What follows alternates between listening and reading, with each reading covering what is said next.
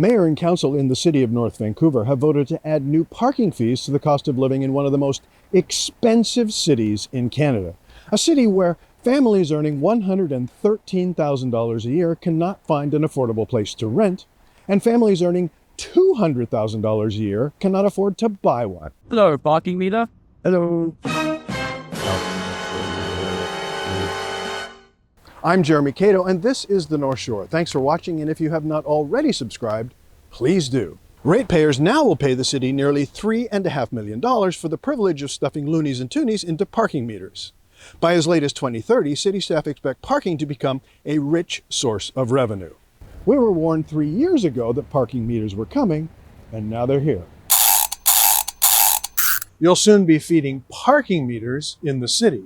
Bottom line, despite the lack of adequate public transit, city officials want to get cars off our streets. Here are the new parking zones, paid ones in green and tan, blue ones time limited, but free, for now. As for the big question, how much? Here we go. Meters in busy areas will hit $3 an hour by 2027 during the workday and drop to $2 an hour from 6 to 9 p.m.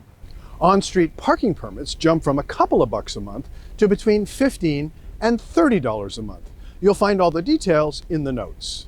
Keep in mind the city is budgeting a spend of about $3.5 million to implement the plan, to buy pay stations and signs and technical bits and bobs and all the rest of it, the infrastructure to implement pay parking.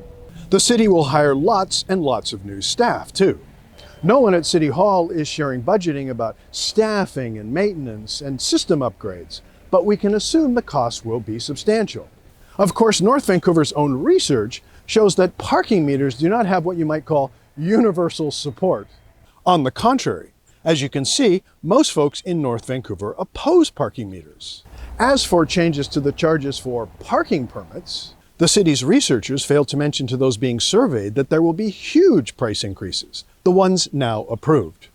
So these survey results here are meaningless. On the bright side, almost all of us support proper loading zones, accessible parking spaces, and special use parking. All these things are coming. Folks, this is a done deal. On October 14th, despite loud opposition, Mayor and Council voted to approve pay parking by a split 4-3 vote. Mayor Buchanan and Councillors Valente, Gerard, and McElroy approved. Councillors Bach, Bell, and Shariari opposed. What's next? CNV will implement this plan for the rest of 2025.